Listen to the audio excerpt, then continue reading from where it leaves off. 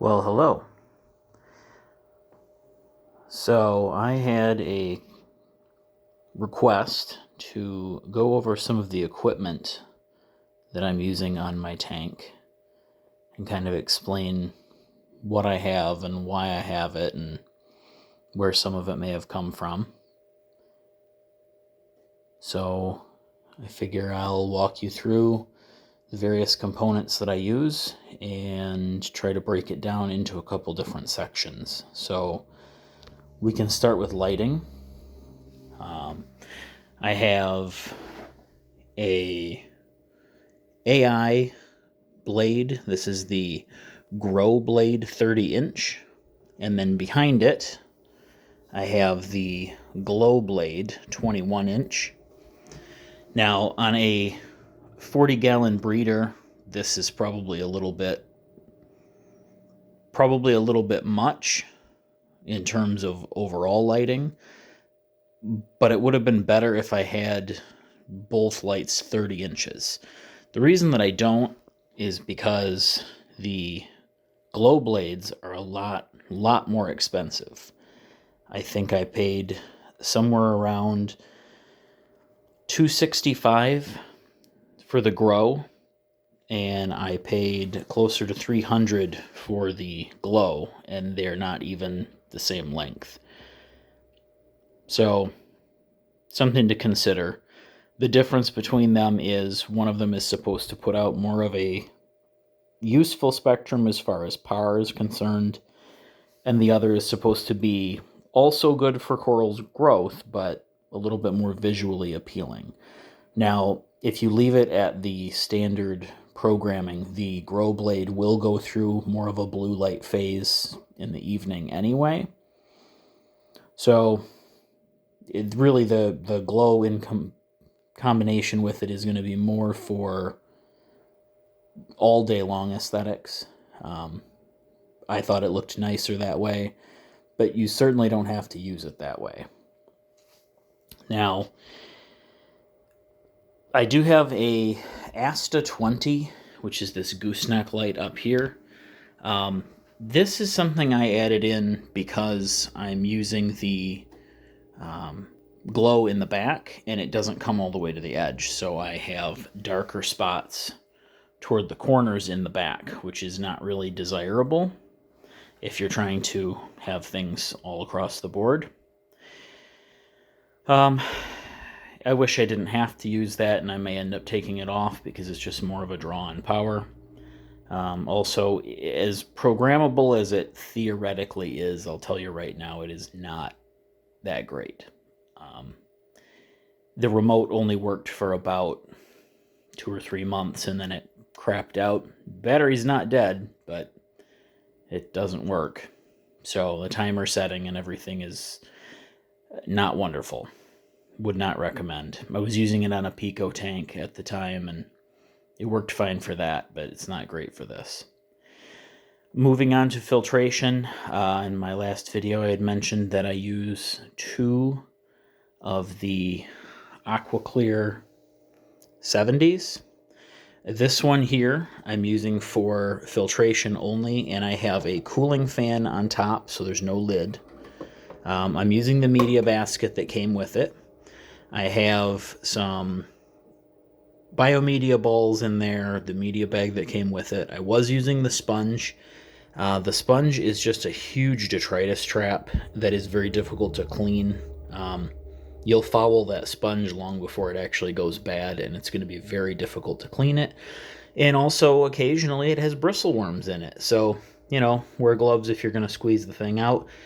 It's also a breeding ground for copepods, which is a good thing, but makes you feel really bad when you throw it away, and you just know that you're throwing away a ton of copepods and amphipods that you didn't need to lose. I also have a 100 micron filter pad kind of wrapped around the intake side over here, so that's catching some of that debris.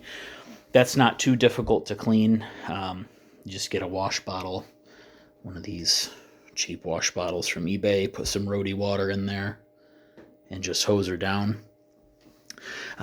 One thing to point out here, In the back corner, I don't know if you can see that, those kind of grills up at the top, that is an overflow box. And I have another one right there on the other AquaClear. Those are magnetic, so those are actually mounted right to the glass and can be removed for cleaning. But that eliminates the draw tube, which would come down much, much further down behind the rock, which I didn't really want it full of algae, having to clean it all the time, or small things getting stuck to it. So I opted to go this route instead, so I do have some surface filtration. If we look at this one, which I actually have the lid on, this is set up as a refugium, and inside the refugium, this is the in-tank filtration media box. It's got dark plastic on the front with holes on the top, and then you have clear holes on the side and here and here. There are two green shelves inside, so it's separated kind of into two different levels here and one larger, deeper level here. I have Catamorpha on the lower level, and then I have Dragon's Breath and some Caulerpa on the top level. This is a magnetic light fixture here that is meant for refugium. I'm not super impressed with it. It's not the red and blue purple light spectrum that you normally see with refugium lights, so I feel that it could be better. It does the job, but it also grows a ton of disgusting brown slime. Whether it's a bacterial buildup or some kind of algae, I'm not real sure, but it means that you've got to take out your macroalgae and actually clean your macroalgae occasionally to keep it going, which I don't feel you should have to do. I don't know, maybe that's more of a common issue than I realize, but in all the videos I've seen, that doesn't seem to be the case. There is also a rock in there that has some very tiny feather duster worms. I was using the rock just to pin the Dragon's Breath down so that it didn't get stuck right to the overflow and cause a damming effect. And over time, I went to clean it and realized that there was what appear to be cluster duster worms on there. Bigger than the little hitchhikers you normally get, but much, much smaller than like that guy. I figure if they're living in there, that means they're finding something to eat. So leave them alone, right? If you choose to go with AquaClear 70s like this is not a conventional reef tank filter. I got this idea from a YouTube channel called Inappropriate Reefer, and he seemed to be making things work with an AquaClear 70. So I thought, well, I've got one on hand. Things were going well, wanted to control phosphates a little bit better, so I added the second one. You can typically pick these up for somewhere around $60 to $70 a piece. Maybe you'll get lucky and get them cheaper. The in-tank media box came as part of a kit, but by itself it would be about $60. The overflows, they're about $65 a piece, and you can get them on Ocean Box Designs website. Those are going to be, I think, $125 gets you the full kit, somewhere around there. You could choose to put the media insert in there, the in-tank media tray, but I didn't really feel that it was necessary. I just wanted it to be able to hold the macroalgae. So that's why I went the way that I did. The light itself, this is about $70 on BRS. Again, not super impressed with it. There may be better options, but to fit that filter, that was what I felt went the best. Another filtration thing that's kind of the elephant in the room is this great big blue thing in the back. This, I believe it's made by eShops, if I'm not mistaken. This is an HOB1 protein skimmer. $265, which is a lot, but protein skimmers tend to be a lot. So I don't have any kind of a background in there. The problem I have with this thing, it does work, and it does work well, but the diffusion plate behind that cardinal there tends to want to move around. It doesn't want to stay attached like it's supposed to. I don't know that that's actually causing an issue. The biggest problem that I tend to have with this thing is when you turn it on, it'll foam up in there. The foam pushes that plate around. Your foam rises up and collects proteins and oils and whatnot out of the water column. That's going to bubble up through that neck, and then it hits the top of the collection cup and condenses down. When this thing is working well, it creates horrible brown slime, which is just incredible because you'd think your water is clear, and then you see all this junk that you're actually able to scrape out of it. The issue that I tend to have is it foams over like crazy if it's too clean. If the neck or the throat is dirty, it works very, very well. It doesn't tend to kick too many bubbles out of the return. You can see there it's kind of sending some micro bubbles back in. Not great for the visual, but when it's filthy inside and it looks like you desperately need to clean it, that's actually when it works the best. When I switched things over from the 20 gallon to the 40 gallon, I had a lot of trouble with this because I deep cleaned it, and it was full of calcium buildup. You get coralline algae inside and everything, so it really needed it. I gave it a huge acid bath, and now it's sparkly clean. I set it back up, and it foams over to the point where it's creating a mess. It is adjustable, so this red gasket can slide up or down so that the cup sits lower or it sits higher. Some people prefer to have more of a wet skim where you're pulling a lot more liquid out. I don't. I prefer it to be more of a dry skim. You can see here the bubbles are building up quickly, and they're not breaking down as quickly as they're building up. Right now that's not an issue, but if I leave this running for the next 5 to 10 minutes, it might start to lift the lid. It might start to try to push its way out of the gasket, or it'll start coming out this tube and piling up right there. That's the overflow tube in case of an emergency, so that you're not losing a bunch of stuff on the floor and draining the tank. The downside is, if it is working at least somewhat appropriately, you're getting all that filthy water going right back into the tank. So, kind of a nutrient bomb going on. When it is working appropriately, I was cleaning it probably once every 2 weeks, dumping the slime out. I have not been running it consistently because of the frustration of that problem. So, I don't know if maybe there's something I could be doing better with that, but that's kind of where I'm at. Another, I guess, group of equipment to consider is temperature. So I have a Cobalt Aquatics Neotherm. I think that's a 50 watt, if I remember correctly. I have run this on a smaller heater, but it ran nonstop. This is going to be a much better way to go. It is thermostatically controlled on its own, and I believe you can adjust it. I don't bother to because it's set for 78, and that's kind of what I want. You already saw the cooling fan, which has clamps to actually attach to the rim of a tank. The way my tank is set up, that's not going to work for me, so it is on top of that filter. Both of those are hooked up to an Inkbird controller. If you're not familiar with Inkbird controllers, they're used for a lot of different purposes, but looks like this. This currently is not working the way it is supposed to. So according to this, the heater is kicked on because the tank is reading at 73.9 degrees, which is way, way outside of the acceptable parameters of like 1.5 to 2 degrees off. So I actually have the heater plugged in directly right now, and I'm going to be replacing this.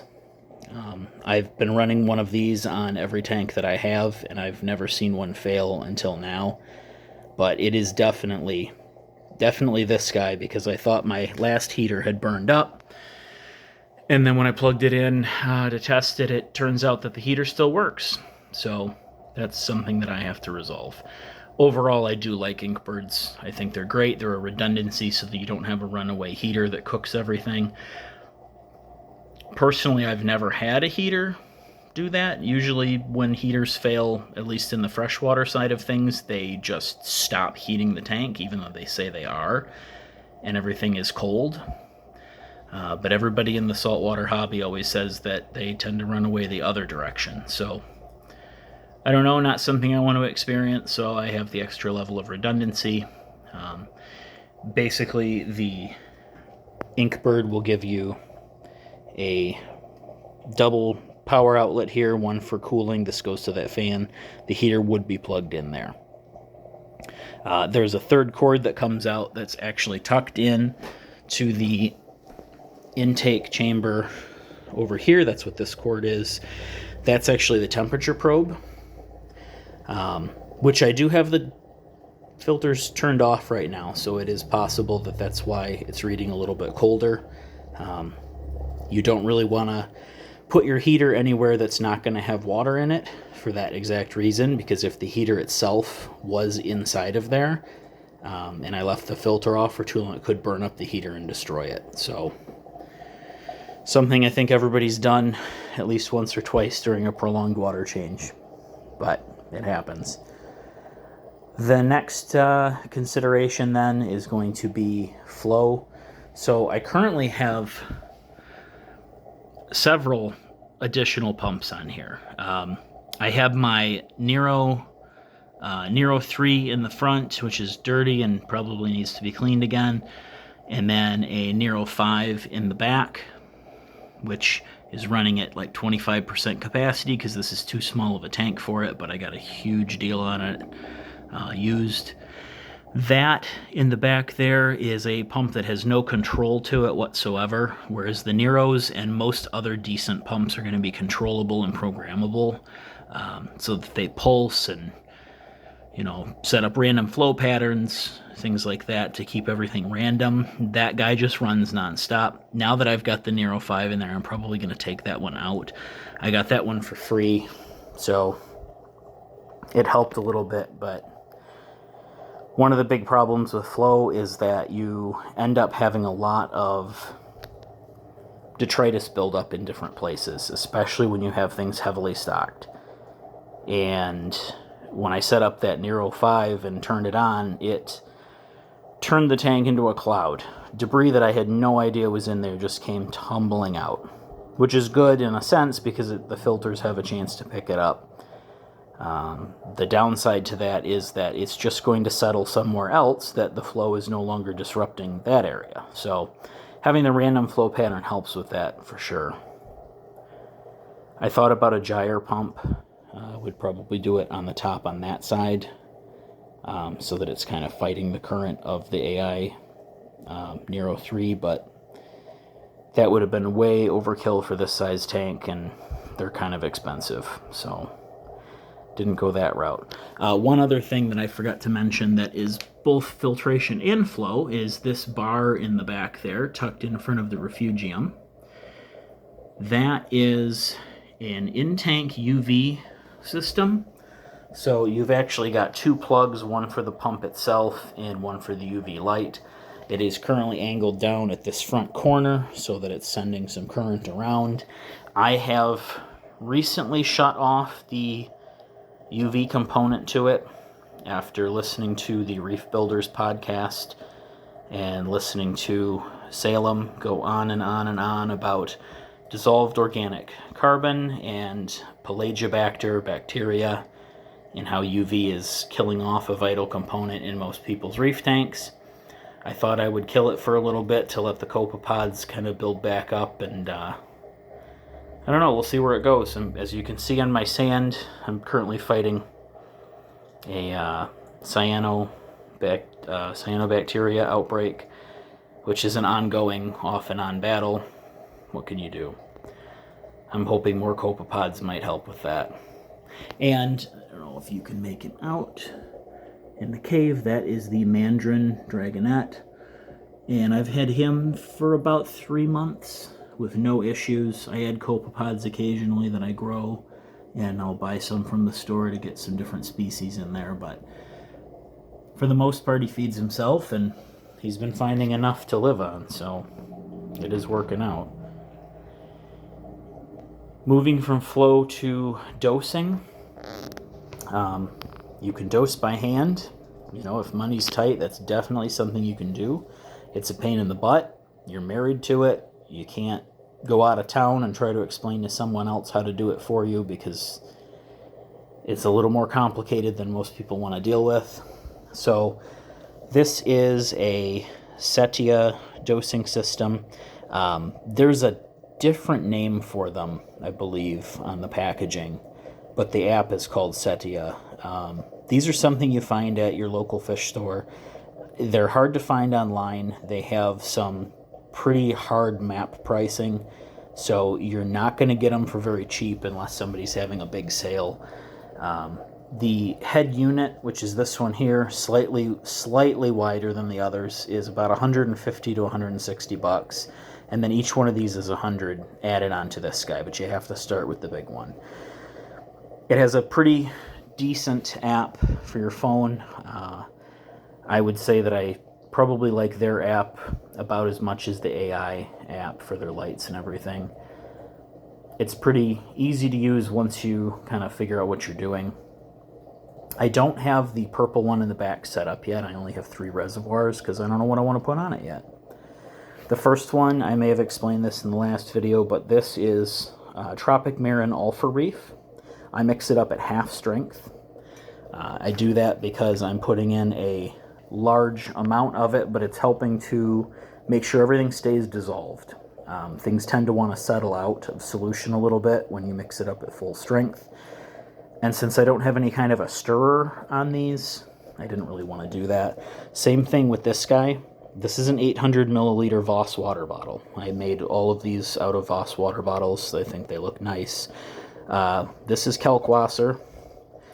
I mix this up at 2 mils per 800 mils of water, which is going to be pretty weak, but for the same reason. I don't want a lot of settling, and it helps with the evaporation a little bit. This is definitely not my main auto top-off system. I'm currently doing that by hand, just every day, sticking the probe in there and seeing where things go. Eventually, I'll probably get something better. I was using, on the 20 gallon, if you've seen that video, I was using a glug jug bottle with an adapter to fit up on the lip of the tank. The problem is I'm going through about 1 liter a day on here, and using a liter water bottle to do that is kind of difficult. Plus, it doesn't fit on the rim. Does not fit on the rim of a 40-gallon breeder, so that makes it a bit challenging. The third one is AcroPower. So AcroPower is for stony corals. I believe it's a amino acid blend. Occasionally I'll add a lot of other different supplements by hand, but that's the one that goes on twice a week. So you can hear it's going off right now, kicking something in there. Everything goes up to this tubing holder. This is a 3D printed tubing holder I got online. It did not fit the tank rim, so I took it to the disc sander to make it fit and took the tip of my thumb off. Don't do that. Don't sand 3D printed parts on a disc sander unless you know they're solid. Being hollow, it grabbed the ribs inside as soon as it broke through the outer shell, and it took it from me and pulled me into it. So next time, wear gloves. Moving on from that, basic tank stuff in general, I explained the Rockville Audio switch bars. I have 2 of them. I have them labeled. This way, if there's an emergency, and I've run into this where I needed to use this for sure, the 2 filters there, one of them was making a horrible sound like a rock in a blender. I didn't know what was wrong. I ran into the room in a panic. No water was really coming out. So I hit the switch and turned it off to find a snail had somehow crawled in there and was stuck in the impeller. So it does happen. But you can switch off your skimmer, you can switch off your flow pumps if you don't want to just set them to a feed mode. You can turn off your heater, whatever you need to do so that if you're doing a water change, you're lowering the level of the water. You don't want it splashing everywhere. You don't want the heater cooking itself, whatever. This gives you the option to do that. Some people would prefer to do it with their phone. But when my hands are wet and I've got a towel over my shoulder or tucked in my pocket or whatever, sometimes you don't think of the things you're going to need right away as far as shutting things off, or you think you can get away with it and decide to go a little further in your cleaning than you meant to. It's nice to be able to just reach down and flip stuff off and not have to dig out your phone, unlock your screen, bring up the app, sort through the different menus, find what you need. Sometimes a switch is just nicer. You can see there's a huge tangle of wires down there. I am still working on my cord management. I do have a plan for that. I have an extra bag of sand. I thought I was going to put 2 bags of sand in there, and I decided not to. It's a pretty fine sand. Carib Sea, I believe, but it's a very fine sand. In the 20, I had much coarser sand, and I have to say I like this stuff a bit better. If you're interested in those audio bars, those come from eBay. I want to say they're about $70 a piece. I had to make a bracket to fit them in there with some angle aluminum and a drill. Not too difficult. The stand is from Petco. The tank is from Petco. There were other options for a tank stand. I just wanted something that I knew was going to hold the weight and work, and I really didn't have the time to fabricate something for that. I am planning on putting sides on it. I have some